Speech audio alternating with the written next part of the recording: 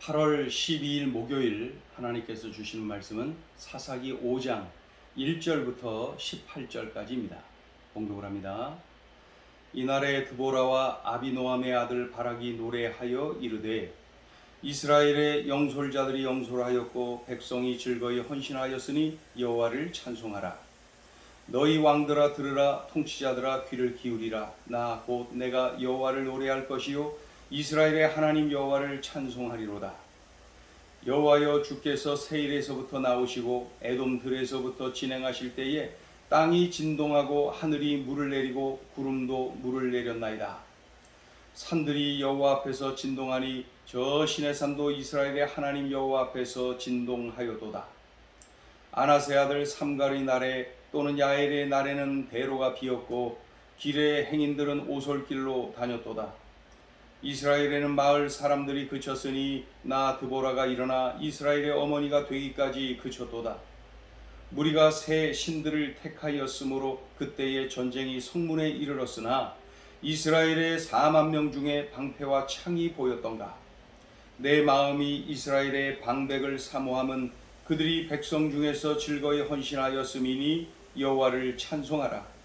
흰 나귀를 탄 자들, 양탄 자에 앉은 자들, 길에 행하는 자들아 전파할지어다. 활 쏘는 자들의 소리로부터 멀리 떨어진 물 깃는 곳에서도 여호와의 공의로우신 일을 전하라. 이스라엘에서 마을 사람들을 위한 의로우신 일을 노래하라. 그때 여호와의 백성이 성문에 내려갔도다. 깰지어다 깰지어다 드보라여 깰지어다. 깰지어다 너는 노래할지어다. 일어날지어다 바락이여 아비노함의 아들이여 내가 사로잡은 자를 끌고 갈지어다.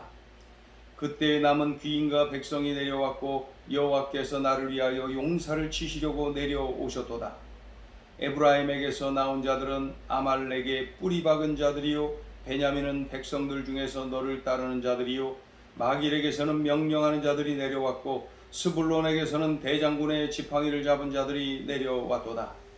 이사갈의 방백들이 드보라와 함께하니 이사갈과 같이 바락도 그의 뒤를 따라 골짜기로 달려 내려가니 르우벤 시냇가에서 큰 결심이 있었도다. 내가 양의 우리 가운데에 앉아서 목자의 피리 부는 소리를 들으면 어찌 됨이냐. 르우벤 시냇가에서 큰 결심이 있었도다. 길르앗은 요단강 저쪽에 거주하며 다는 배에 머무름이 어찌 됨이냐. 아셀은 해변에 앉으며 자기 항만에 거주하도다.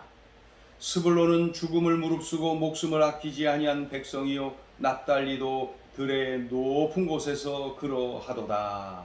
아멘. 하나님은 하나님을 잊어버리고 우상을 숭배하는 죄악을 범한 이 이스라엘을 징계를 하십니다.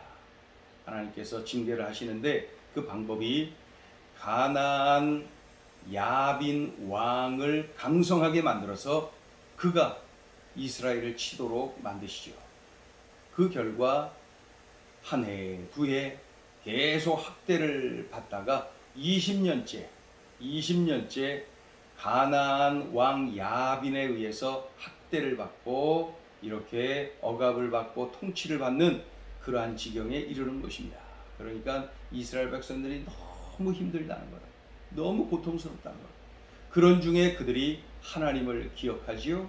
그리고 하나님 앞에 엎드려 회개합니다. 하나님께 회개합니다. 그리고 하나님의 도우심을 간구합니다. 하나님께서 그들의 그러한 회개, 간구, 눈물의 기도를 들어 응답하여 주셨어요. 긍휼히 여겨 주셨어요. 그래서 하나님께서 사사 드보라를 세워주시고 그를 통하여서 가나안 왕 야빈과 싸우게 만드시고 대승을 거두게 만드시고 이스라엘을 회복시켜 주십니다.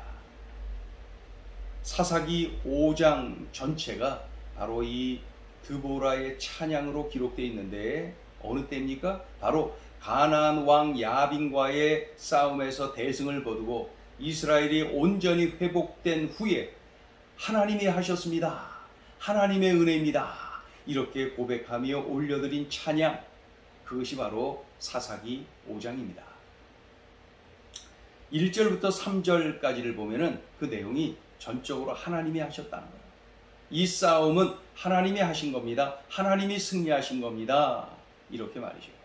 그러더니 4절 5절에 가서는 참으로 이번 싸움뿐만 아니라 출애굽 이후부터 오늘 이 시간까지 하나님께서 이스라엘을 지키시고 보호하시고 인도하셨습니다. 다 하나님이 하신 겁니다. 그 출애굽을 생각나게 하고 광야 40년을 생각나게 만들고 그리고 하나님의 은혜를 기억하도록 만듭니다.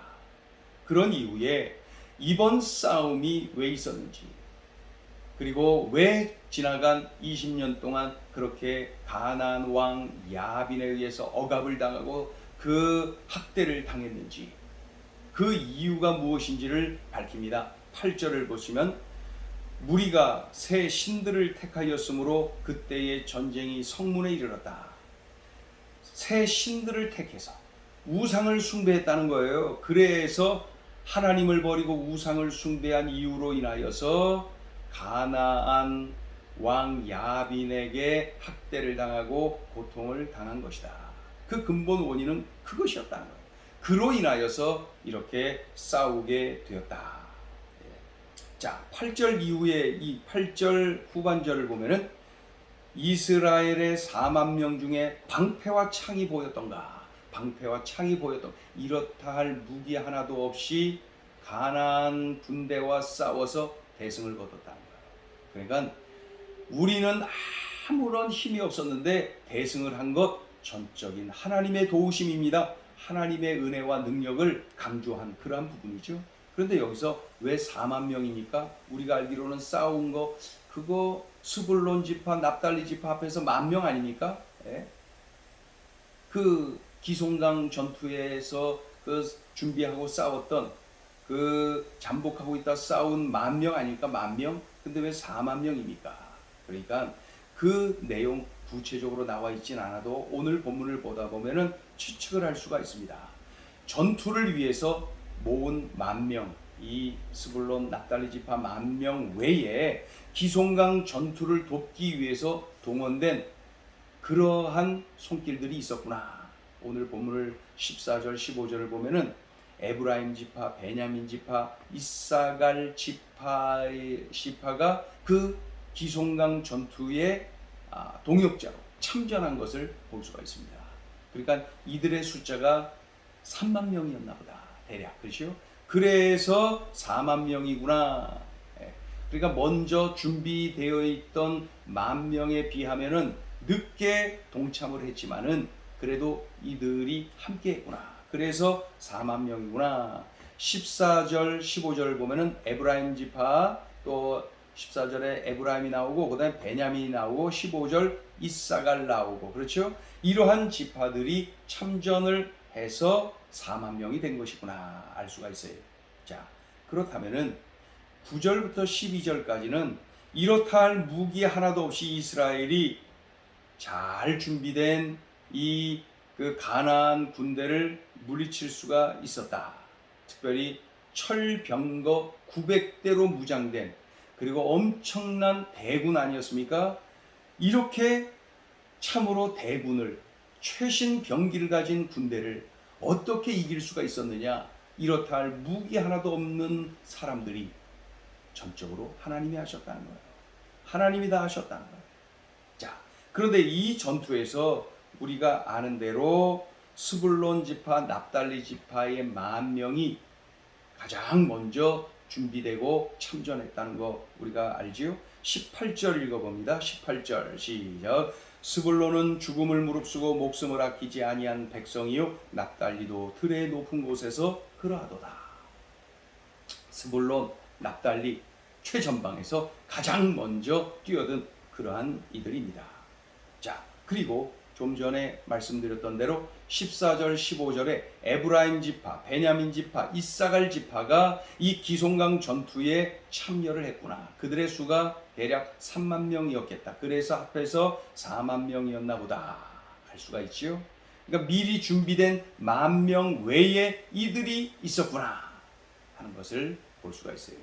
그런데 17절을 보면은 이런저런 이유로 참전을 하지 않는 지파들도 눈에 띕니다. 17절 보면은 길르앗은 요단강 저쪽에 거주하며 그랬는데 이 길르앗은 어떤 지파 이름이 아니죠. 땅 이름입니다. 요단 동편에 루벤 지파, 갓 지파, 므낫세 반 지파, 두 지파 반인 지파가 그 요단강 동편에 자리하고 있었는데 그 땅을 통틀어서 길르앗 이렇게 표현합니다. 그러니까 길르앗은 요단강 저쪽에 거주하며 하면서 그들이 참전하지 않은 것을 이렇게 표현하고 있어요. 그리고 단은 배에 머무름이 어찌 됨이냐, 아셀은 해변에 앉으며 자기 항만에 거주하도다.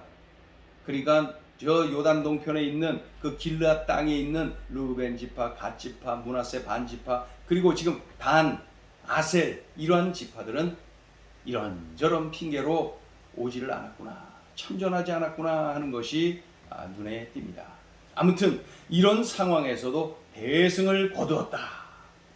다 참전한 것도 아니고 잘 준비된 것도 아니고 이렇다 할 무기가 있는 것도 아니고 그런데도 대승을 거두었다.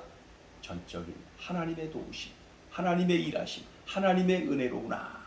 그것을 강조한 내용입니다. 자, 오늘 주시는 메시지입니다. 첫째, 동역이 하나님의 뜻이다. 동역이 하나님의 뜻이다. 민족의 생사가 달린 중요한 일에 12지파가 한마음이 되면 참 좋은데 그렇지 않아요. 가장 먼저 달려든 두 지파 10,000명, 그렇죠? 그 다음에 그 뒤에 이어서 참전한 그 지파들 30,000명, 이들이 전부예요. 나머지 지파는 이런저런 이유로 참전을 하지를 않습니다. 하나님의 전적인 은혜로 대승을 거두었지만 이 좋은 일, 이 귀한 일, 이 중요한 일에 모두가, 그 형제들 모두가 참여했으면 얼마나 좋았을까요? 하나님이 얼마나 기뻐하셨을까요? 하나님의 뜻은 합력하여 선을 이루는 거예요. 동역을 하라는 것, 이거 하나님의 뜻입니다. 형제가 동역하는 것 하나님이 참 기뻐하십니다. 그래서 나는 누군가의 동역자가 되어 주어야 됩니다. 그리고 누군가가 나의 동역자가 되도록 만들어야 됩니다. 그래서 신앙생활 독불장군처럼 혼자 하면 안 되고 함께 해야 돼요. 내가 힘들고 어려울 때, 낙심될 때, 침체될 때 나를 위하여 뜨겁게 기도해주며 내 손을 잡아 일으켜줄 수 있는 그러한 동역자가 필요해요. 그리고 어려움을 당한 나의 동역자를 위하여 내가 막 중보기도 하면서, 내가 막 금식기도 하면서 달려드는 그러한 동역자가 되어줘야 돼요. 동역자가 있어야 됩니다. 하나님의 뜻, 동역은 하나님의 뜻이, 우리가 서로가 동역자가 되어줘야 한다. 자, 둘째 주시는 메시지입니다. 받은 것을 받았다고 감사하라. 적은 엄청난 수의 대군이지요. 적은 최신 병기 철병거 900대를 가졌지요. 유능한 군대 장관 시스라가 있지요. 이스라엘은 정규군도 없지요. 20년간 학대를 받고 나를 20년간 학대한 자들을 향해서 대항할 수가 있어요, 감히? 이 전투가 가능한 전투입니까? 이 싸움이 승리할 기미가 조금이라도 있는 그러한 싸움입니까? 대승을 거둡니다. 상황은 그러했지만 결과는 대승입니다. 그러니 전적으로 하나님이 싸워주신 것이고 전적으로 하나님의 은혜이로구나 하는 것을 알 수가 있지요. 그러니 이때 이 모든 것을 마친 이후에 사사 드보라가 하나님을 찬양합니다. 찬양의 내용은 너무나도 단순해요. 하나님 고맙습니다. 하나님 감사합니다. 다 하나님이 하신 거예요. 우리는 할 수 있는 것 아무것도 없는데, 우리의 처지가 이러했는데 전적으로 하나님이 하신 것입니다. 하나님께로부터 왔습니다. 받은 것을 받았다고 감사를 드리고 찬양을 드리는 그러한 모습을 볼 수가 있습니다. 하나님이 하셨음을 자랑해야 됩니다. 하나님께 영광 돌리고 하나님께 감사를 드려야 됩니다. 나는 지금 하나님께 받아놓고도 시침이 떼고 있는 것은 아닙니까? 하나님께서 다 해주셨는데, 하나님께서 다 주셨는데 나는 받은 것 없는 사람처럼 그렇게 시침이 떼고 있는 것은 아닙니까? 받은 것을 받았다고 감사할 줄 알아야 됩니다. 하나님의 은혜임을 고백할 줄 알아야 됩니다. 이것이 믿음의 사람이고 하나님의 자녀들의 모습입니다. 오늘 나의 모습을 돌아보면서 살피면서 이렇게 고백해야 됩니다. 하나님, 받은 것을 받았다고 고백하는 나의 삶이 되어야 됩니다. 기도하겠습니다. 하나님 아버지, 그 전쟁터에서 들려주시는 하나님의 음성을 이렇게 듣습니다. 동역할 줄 아는 삶이 되게 도와주시고 받은 것을 받았다고 고백할 줄 아는 믿음의 삶을 살게 하여 주시옵소서. 예수님의 이름으로 기도 올리옵나이다. 아멘.